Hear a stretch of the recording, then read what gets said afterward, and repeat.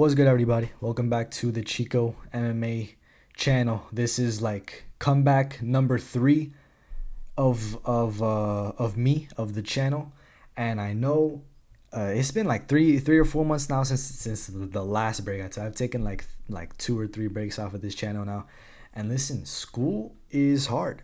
I'm not gonna get too deep into it, but I wanted to take the break for the summer, and then I thought, okay, I'm gonna come back during the school year, and then who would have thought this year would be more difficult than the last year, but today there was news I could not skip. There was just something about today I had to talk about it. I looked into it. 8 fights, 8 UFC fights have been announced today. 8 of them, which is I think this is in my entire time of watching this sport. I haven't been watching for too long. I've been watching maybe like a year or two.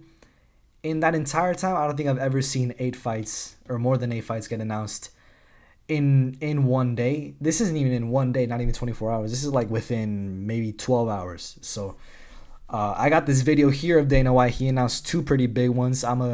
Should I get into I'll get into that first, actually. It's muted. Can you guys hear that? It's through mine.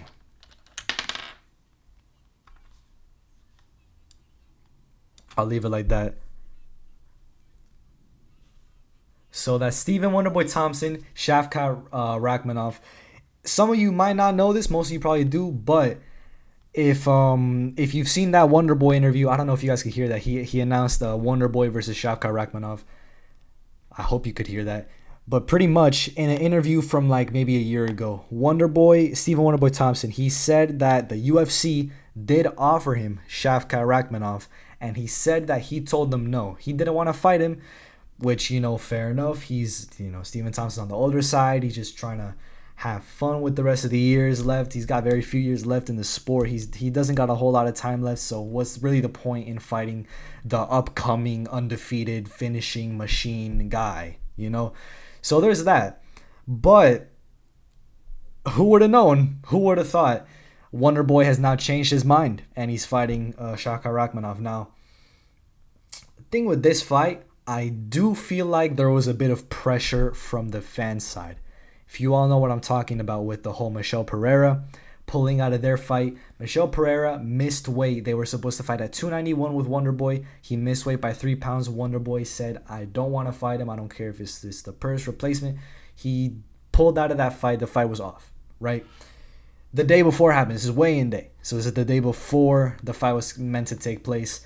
UFC did not give him his show money, and most of the fans for that matter, were pretty upset at him for not taking that fight. Wonderboy had his reasons. He has taken fights before where the dudes have missed weight, and he, it didn't go very, very well for him as a result.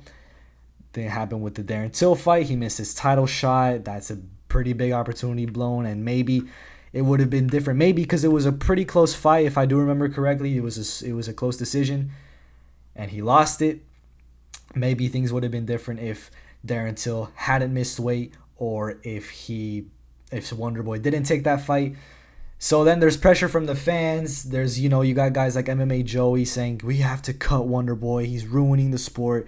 This guy's not taking fights.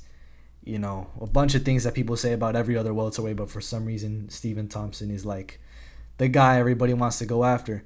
And now all of a sudden, the dude's fighting Rakhmonov, who a year prior he said he didn't want to fight because he had his reasons there. So now I don't want to see no more Wonderboy slander, and we're going to move on to the next one because it was pretty big too. Hold on, let me put this in. He's talking more about them. I don't know if y'all heard that. He said Paddy Pimblett versus Tony Ferguson. Now, I wanted to actually make a video about who Tony Ferguson should fight next. I was going to say Joe Lozon. If y'all know, y'all know. I think Joe Lozon would have been an awesome fight for Tony Ferguson to have as his last fight. Yes, his last fight, please. Last fight. It's Paddy Pimblett, though. And listen, smart by the UFC. I can't even lie. This is very, very smart from the UFC. Tony Ferguson has got a big name. Paddy Pimblett's got a big name. They want Paddy Pimblett to get an even bigger name, and what better way to do it than by fighting Tony Ferguson. People know who Tony Ferguson is. People know who Paddy Pimblett is. People are going to root for Paddy Pimblett to win this fight. At least, I wouldn't really say casuals, but people who are, you know what I'm talking about. Most fans, they don't really like Paddy Pimblett. But I don't know, if you ask like your casual friend, your friends that sometimes they watch, that they like Conor McGregor, that stuff, they like Paddy Pimblett. They care about Paddy Pimblett. So this is that kind of fight. If you guys know what I mean, this is that kind of fight that would propel Paddy Pimblett even higher. Smart by the UFC, I can't lie, and it's also a very winnable fight for him in my opinion. So there's those two fights. There's also there's been a bit more. Actually, I should talk about early predictions. I think Wonderboy versus Shavkat, I'd say Shavkat gets a decision. Early prediction, it's early.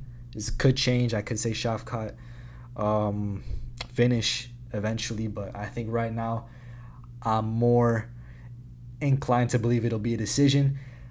Pimblett versus Ferguson, I think probably a decision as well. Honestly, I don't know. I think that won't probably be a decision as well. I don't think Paddy will find the finish on Ferguson. A lot of fights here. We have Matt Frevola, number 14 right now at lightweight versus Benoit Saint Denis. Benoit, everybody knows. In that time that I've been away, kinda, Benoit Saint Denis has been on a tear, man. He finished Ismael Bonfim in the first round, then finished Thiago Moises. This dude deserves his top 15 spot, and it's against Matt Frevola. Who do I think will take this one? I think, honestly, Frevola knocks him out. I don't mean that to be disrespectful. I think Frevola will find it on Benoit Saint Denis. I think he'll get it. It's an MSG as well, so something exciting's got to happen. I think Matt Frevola will find the knockout on Benoit Saint Denis. Early prediction. Next fight, Khalil Roundtree versus Azamat Murzakanov. Y'all are going to see. It's not just like 8 fights, okay, whatever, the prelim fights. These are those good type of fights. Khalil Roundtree and Azamat Murzakanov. December 2nd. It's a fight night. It's definitely going to be on the main card. These are two really, really good light heavyweights. Early prediction. It's hard for me to pick because I do want to believe Khalil Roundtree will win. But if you look at both of their fights with Dustin Jacoby, right? Azamat clearly won, whereas Khalil Roundtree, I thought he lost. A lot of people think he lost, think it was a robbery. I thought it was a robbery. You look at Azamat Murzakanov, he clearly, very clearly beat Dustin Jacoby. And if we look at Jacoby now, it's not like the dude's washed. The dude knocked out Nezachuku in the first round, if y'all saw that in August. He's still pretty good. He still got it. And both of these guys beat... what was it, a better version? Was it a worse version? Who knows? But all we know is Jacoby's legit still. And Roundtree did not win that fight. Murzakanov won that fight. Now, with that in mind, who do I think wins this fight? I want to say Murzakanov, but I just think Khalil Roundtree will get the win.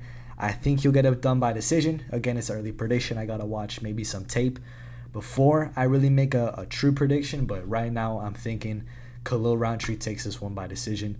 Next fight, Deiveson Figueiredo makes his bantamweight debut. Listen, these are good fights the UFC's announcing. These are like, this ain't just any fight. These are the fights that they're announcing. It's another one for December 2nd. Rob Font and Deiveson Figueiredo. This is an awesome fight that the UFC could have made. A lot of people were saying Dominic Cruz. I don't know. It's just not the same, really. Obviously, there's the name, former champion, striking guy. But this fight intrigues me a lot as well. I'm looking at this fight. I like this fight. Very excited for it. These two aren't even the main event for their own respective fight nights. For the same fight night. It's just, this main event's got to be insane. And we're going to get into that a bit later. But early prediction for this fight, I'm thinking Figueiredo takes it. I think he takes it by decision. Very confident on that. Figueiredo should come into this fight with a pretty strong chin. He's not draining himself so badly to make 125. If y'all seen his weight cut for 125, the dude cuts so much weight for 125. It's kind of crazy how nobody's actually found, the finish on him, or like how his weight cut doesn't really show too much in his fights, if you know what I mean.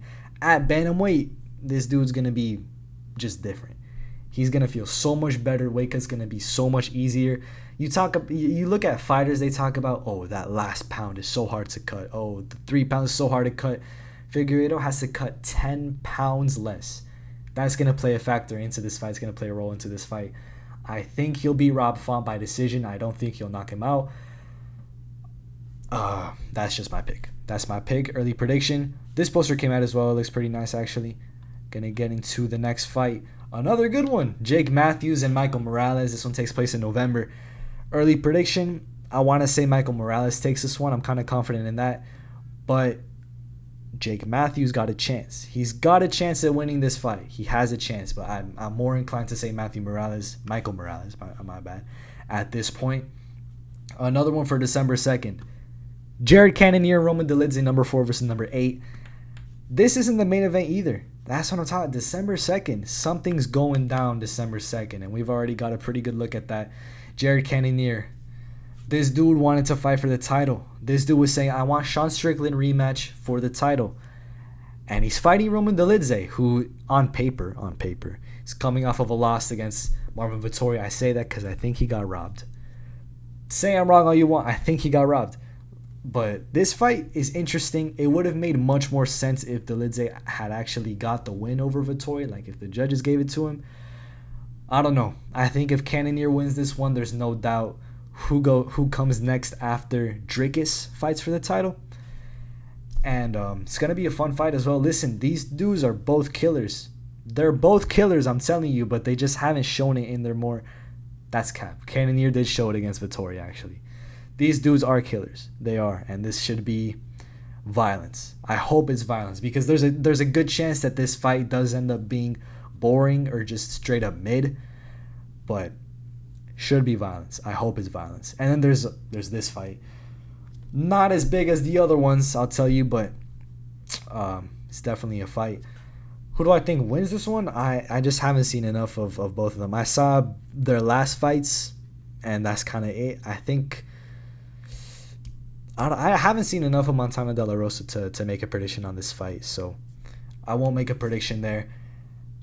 Pretty big fights. This video's not too long. Oh, there it is. Here it came up. Tony Ferguson, Paddy Pimblett, Shafkat and Stephen Wonderboy Thompson. Huge fights. 296 is also going to be headlined. Colby Covington, Leon Edwards. Co-main event is Pantoja Royval. Card is big. December looks good. Things look good in December. So yeah, I just never seen 8 fights, or at least if you want to go there, I've never seen 7 like banger fights announced within like not even 10 hours, within like a 10 hour, like 9 hour time span. It's just insane to me. But yeah, huge fights. I'm excited for all of these, man. I'm going to try to be more active on this channel. Just a lot of things going on, mainly with school. Really, it's just school. But, yeah, I'll see you all. I might do a live stream for Misfits 9. I might do that, but we'll see. I'll see you all when I decide to make my next comeback in 3 months. So I'll see you all then.